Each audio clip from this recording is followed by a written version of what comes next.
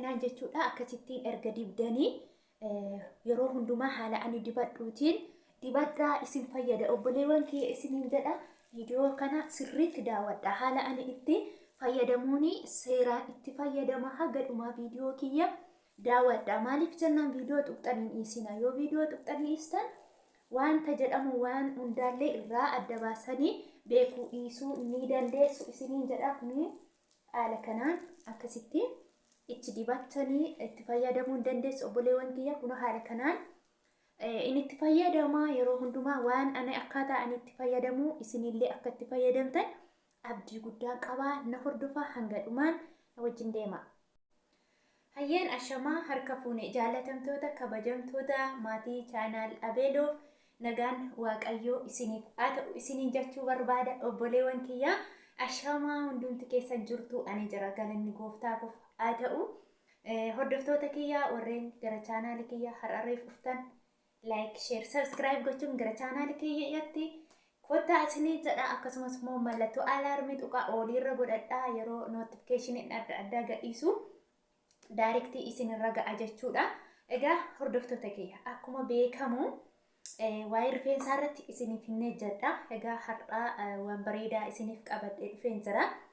Innis maali yoo jettanii baay'een namaa umuriin isaa osoo hin gahiin jechuudha. Namoonni baay'een osoo umuriin isaa hin gahiin namoonni rifeensi isaa adii yookiin immoo aarrii ta'uu ni jira jechuudha. Maaliif sababiin isaa egaa akkuma beektanii namni karaaree umurii isaatiin osoo hin taane sababa adda addaatiin aarriin rifeensa namaatti ba'uu hin danda'a. Isa kanaafuu furmaanni isaa maali yoo jenne furmaanni isaa unu harka jira. Innis maali akkamitti itti fayyadamna yoo jetta wantoota nuyi itti fayyadamnu waanuma mana keessa. Aarriin nutti ba'ee akka nuti hin baay'anne wanta ba'e sana waan goonuu qabna. Namni kamillee taanaan aarriin erga isinitti ba'ee deebisuu hin dandeessan. Deebistanii gurraachessuu hin dandeessan. Yoo qalama dibdan irraa kanaaf. Garuu aarrii yeroo ba'uu jalqabu immoo saffisaan itti baay'achaa deema. Isa kanaafuu furmaanni isaa maali yoo jettanii akka inni jalaa dhufu stop yookiin dhaabbatuuf jechuudha wanta mana keessaa itti fayyadamnu hedduutu jira. Inni bira mala nuti gochuu dandeenyu jechuudha. Akka aarriin nutti hin baane yaada keenya jijjiiruu yeroo hedduu bishaan baay'ee dhuguudha. Aarrii adda addaarraa illaa of eeggachuu akkasumallee qalama paarmii adda addaa rifeensa keenyatti yeroo dibnu yeroo siif bareedaa nutti fakkaata. Yeroo booddee garuu aarrii nutti fiduu danda'a. Akkuma fakkeenya kirooliksiidhaan qodaa yeroo dibnu baay'ee hin bareeda yeroo sanatti jechuudha. Garuu boodarra immoo in fokkisa baay'ee kararii isaa irraa bu'a kararii rifeensa keenya irraa bu'a jechuudha qalamiin. Kanaaf booda immoo aarriidhaa fi nu saaxilaa jechuudha. Kanaaf namoonni kana itti fayyadamaa turtan deebistanii rifreeshii gochuudhaaf immoo wantoota mana keenya keessaa itti fayyadamnan akkasumas immoo rifeensa keenya pirootinii adda addaa haga bakkeerraa binnee dibannu mana keessatti haala bareedaatiin qopheessine yoo dibanne bareedaa ta'a hanta gatii salphaatiinidha.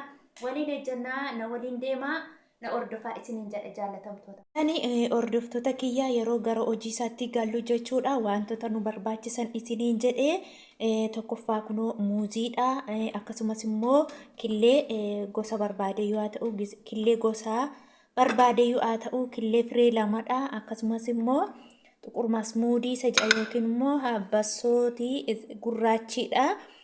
Akkasumas immoo zayitii kanan argitu zayitii kana laalaa zayitii zayita abasuudaa yookiin immoo black seed oil jedhanidha. Kunoo black seed oiliidha. Kanneen kana waliin akkaataa ani itti ejjedhu hunduma isaa na ordofaa haala ani itti ejjedhuun hojjetattu na ordofaa haga dhumaatti. Amma abasuuda kana jechuudha fuudheetiin asitti naqaa kanatti naqeen daaka jechuudha. Walumaan ilaallaa daakeetiin walitti deebinaa kana iddoo wanti geessee daakee hin deebi'aa na hordofaa hanga daakee dhufutti isiniin jedha. Egaan hordoftoota kiyyaa kunoo daakee fideetiin jira haala kanaan yeroo daakamu kunoo kana fakkaata jechuudha. Agaa amma daakuu kana na hordofaa walumaanii amma kunoo muuzii kana quncisee walitti deebinaa hundi keessan na ilaala. Egaa kunoo amma killee lamaan isaa illee cabsee jira killee lamaan asitti naqadhee jira jechuudha. Amma daariktuma maalin godha habbasoota yookiin immoo abasuuda kana ilaalaa ifaan baay'inaa ifaan jiru maankaa gurguddaatti kuno maankaa guddaatti lama jechuudha. Maankaa guddaa isuma itti nyaannutti lama as naqadhee jira jechuudha. Egaa hanga umaatti inna wajjiniin deemaa na ordofaa waan ani jedhu walii yoo deemne jenne rizaaltii isaa yookiin immoo bu'aa isaallee akkanuma waliin ilaaluu dandeenya obboleewwan kiyya. Kunoo ilaala haala kanaan jechuudha. Amma kalaaxatti naqa muuzikiyyallee kunoo akkasitti quncisee jira. Egaa kunoo akkasitti erga asiin wal keessa gooneetiin jechuudha. Maal akka goonu daariktuma kunoo waan itti daakamutu jira. Waan itti daakamu kanatti gadi naqxu jechuudha. Kunoo as naqaa muuzii keessanis fuudhaatiin kanumatti naqaa jechuudha. Ashaan wal keessa dabalaqannee haala bareedaatiin akka waliin hojjetan nuti jechuudha. Isaan booda kunoo zayitii kiyyammoo na ilaalaa aga'anii itti naqadhu. Zayitii kana haguma isin naga'a jettan rifeensa keessan itti naqattu. Amma maankaa lama saa ta'u itti naqachuu dandeessu. Amma walumaan daaknee walitti deebina kunoo haala kanaani. Amma daakeetiin walitti deebina jechuudha. Na ordofa. Kinoo egaa obboleewwan kiyyaa kunoo haala kanaatiin daakee bareechee dhufeen jira. Amma qodaa'anii itti naqadhu kunoo qodaan kiyya kana fakkaataa duwwaasaati jechuudha. Egaa kunoo haala kanaan bareechamee daakamuu qabaa toshitanii liqiggootanii daakuu qabdu. Maaliif jennaan rifeensa keessanitti akka gadi isinii galutti jechuudha. Amma na ordofaa egaa qodaa kanatti naqadha. Kunoo kana fakkaataa itti fayyadama isaa haala isaa hundumaa waliin ilaalla. Na hordofaa haga dhumaa isiniin jedha. Gaani baay'ee bareedaadha dheetii yaada. Kunoo kana fakkaata. Kana fakkaataa hundumti keessan na hordofaa ibsaanii badaa hin jiru.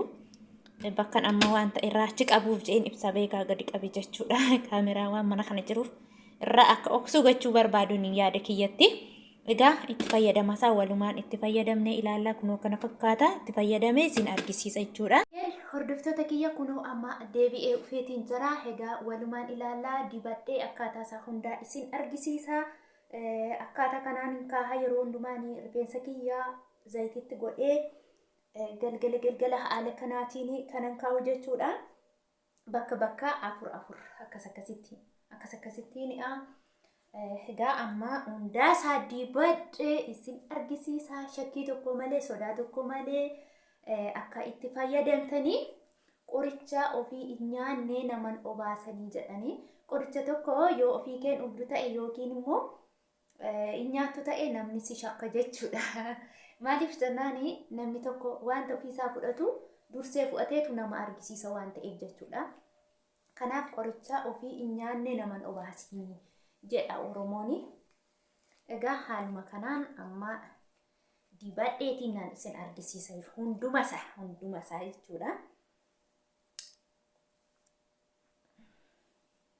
Anamma kana go'i yoo jedhan nan shakkanan sodaadha. Maaliif jennaani namni tokko yoo otoo hin dibatiin yoo na argisiise namichi sun maaliif hin fayyadamne miidhaasaa fi faayidaasaa immoo akkamiin adda baasaa jedhee nan sodaadha jechuudha. Kanaaf sodaa tokko fayyadamu sodaa tokko malee fayyadamuuf immoo haala kanaan na hordofaa isiniin jedha hordoftoota kiyya. Ammallee yeroo dibu jechuudha haaluma kanaan bakka lamatti ira. Maaliif dibachuun namatti tola waan ta'eef jechuudha. Yoo adda hirree dibachuun namatti tola.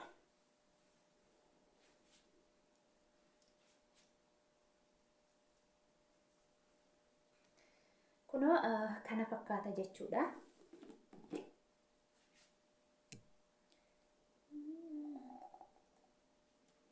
Akkaataa ani itti dibadhu na hordofaa dibadhaa.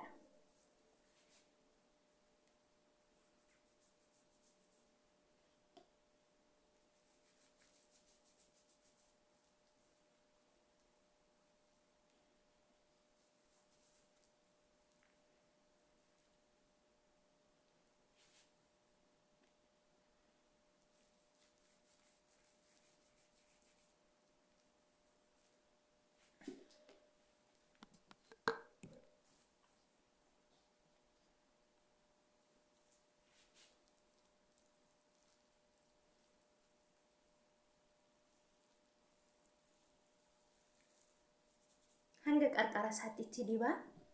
Maaliif baay'ee isin fayyada. Kuni aarrii qofallee osoo hin taane rifeensa keessaniif illee guddaa faayidaa qaba jechuudha. Guddaa yeroo gabaabaa keessatti faayidaa guddaa irraa argattu. Erga dibattanii kunoo haala kanaan akkasitti maasaajii.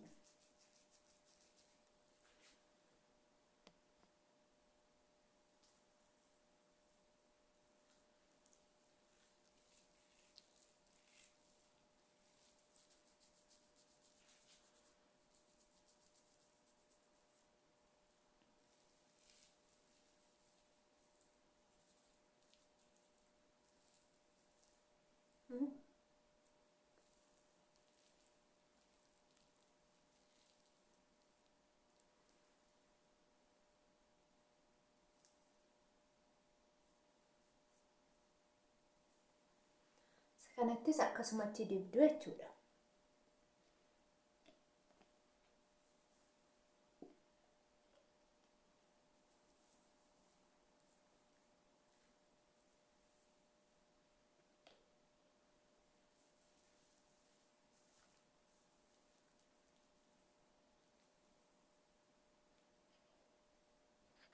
Galgala dibaadhaa maaliif jennaani?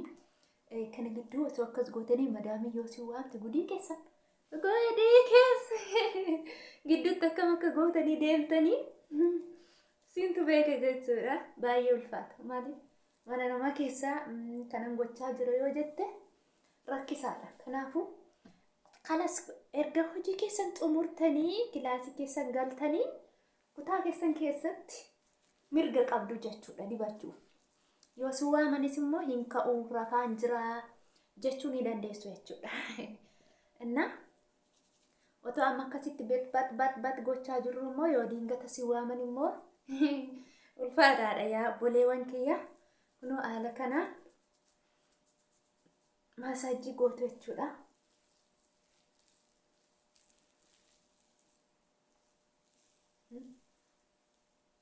Hamma qarqara isaatti. Lafa fayyaayyuu killeen muuziin lafa fayyaayyuu rifeensa baay'ee dheeressa jechuudha. Baay'ee dheeressa dhugaa ofirratti argeen jira. Sobaaf miti isiniin jechaan jiru baay'ee rifeensa dheeressa ofirratti argee akka namiti. Akkasumas immoo rifeensa keessan baay'ee wazii yookiin immoo bifa bareedaa akka godhatullee isiniif taasisa jechuudha.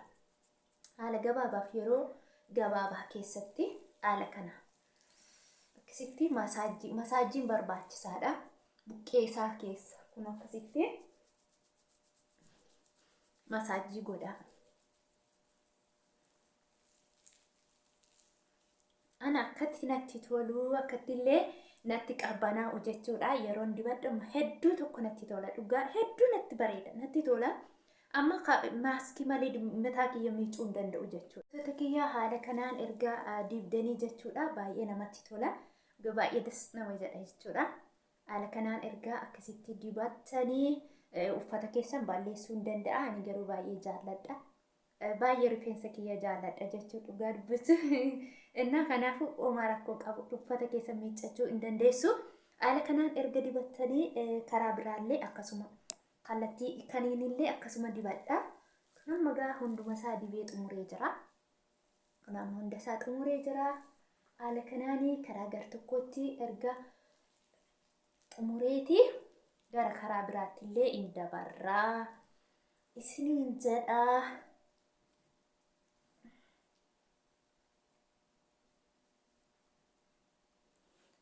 Baay'een keessan ani aarriin qabu jettanii dhiisuu hin dandeessu. Never aarrii qofa osoo hin taane rifeensa keessaniif baay'ee tokko faayidaa qaba jechuudha. Aarrii qofa miti. Kuni aarrii qofaa fi fayyaa dubichaa osoo hin taane waan hundaaf rifeensa keenya waan hundaaf fayyada dhugaa. Anamma yeroo hundumaa rifeensa keenya yoo miice zim jedheetuman shaampoo fi bishaaniin hin miicu. Duratti garuu shaaworii kiyya yeroo galu yeroo hundumaa shaampoo fi bishaaniin hin miica rifeensa kiyya. Waan tokko ittiin dibu. Hagalee toomtu Ameerikaa ta'ee eessa akka isheen jirtu hin beeku. Meeskii meeskii kan jettu tokko yuutuubii ejjettu jechuudha. Dhugaa rabbii siniin jedhaa afaan ishiin dhaga'u ishee jala taa'an oola yeroo hundaa jechuudha. Ishee jala taa'ee waan isheen gootu gochaa ma oole zimji'een jechuudha. Inna rifeensi kiyya karaa ishee naa mijate haa galatoomtu dhugaa baay'ee tokko jechuudha. Dhimmitee baay'ee tokko kan isheen ejjettu seeraan hojiitiin argisiiste dubbachuu qofa osoo hin taane hojiidhaan argisiiste kan isheen ejjettu ishee ilaalee anillee galata waaqaati baay'ee natti fayyade jechuudha. Hojiin ishee baay'ee bareedaadha. Dhugaa milkooftu baay'ee namatti tola hojiin ishee. Afaan yoo wallaalte rakkoon qabu. Wanta namni hojjetu sanan agartan ilaalta waan ta'eef. Afaan waan isheen jettu hin beeku ture anamma fakkeenya yeroo isheen odeessitu. Garuu waan isheen hojjettu hundaa qaxxe jedhee taa'ee madaalee ilaaleetiin irraa bara'e jechuudha. Waan isheen gootu ilaalee achiin rifeensi kiyya sirreeffadhee isiniin jedha. Isinillee akkasuma jechuudha. Eenyuyyuu an afaan beeku an afaan hin beekne haa ta'u haala kana dibattu.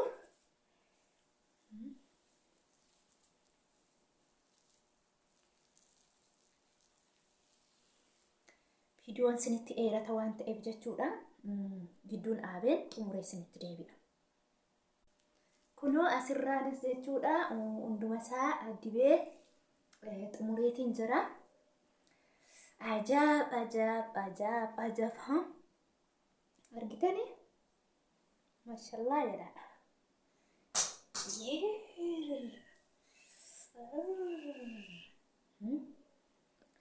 Kunoo waan gidduu isheetti illee haftellee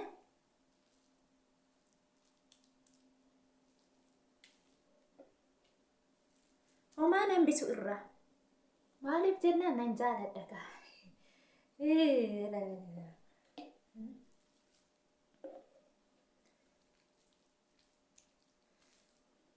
Baay'een jaaladha. Ta'emoon taane bareedemuun bareedne kanumaan haadha shurrubbaa ta'uun amma hunduma isaa jechuudha. Haala kanaan sillee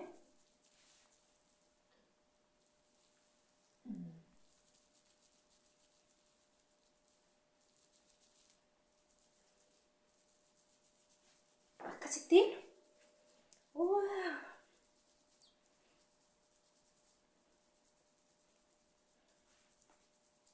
akkatti namatti tolu dhugaa dubbachuuf baay'ee namatti tola.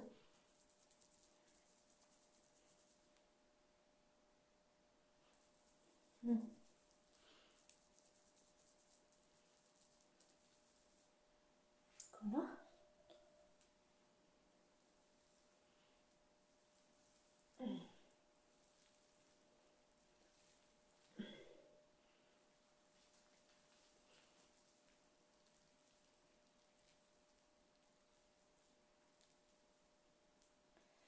akkas gootanii jechuudha.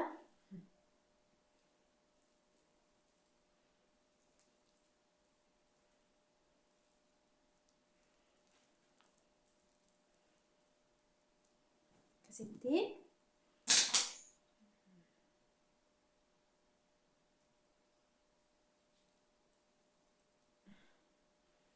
harka dhiqee itti shafana gootanii jechuudha.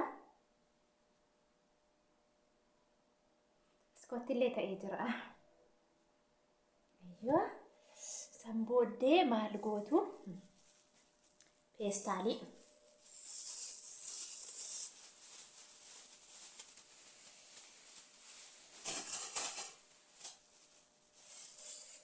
haala kana peestaalii argattan jechuudha. Nama onlaayinii irraan bitamtu jirti waan akka kanaa firee baay'ee isaa jechuudha. Firee baay'eetu bitama. Haala kanaan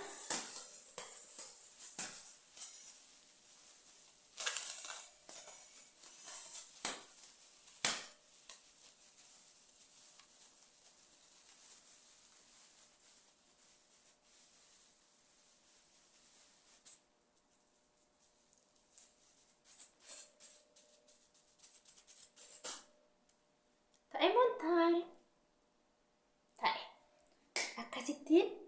sa'aatii tokko ofirra tursitanii waan isinitti toluun shaamboo yookiis immoo saabunaa qaamaa waan isinitti toluun sa'aatii tokko ofirra tursitanii miiccattu. Isa booddee las jedhee rifeensi keessa no wigi stop. Isiniin jedha hordoftoota kiyya waan ammaatti na hordoftanii hedduu galatoomaa isiniin jedha. Baay'ee galatoomaa. Wayyaa namaa xureessa baay'ee jechuudha. Sirrallee xuraa'ee jira. Sirrallee xulaa'ee jira. Saabunaan arabaati. Galata waaqaa jenna hin miiccanna. Na like gochuun dagatina, subscribe godhaa, obboloota keessaniif illee share gochuun dagatina, na jajjabeessaa isiniin jedha. Isin jaalladha, uummata jaalala.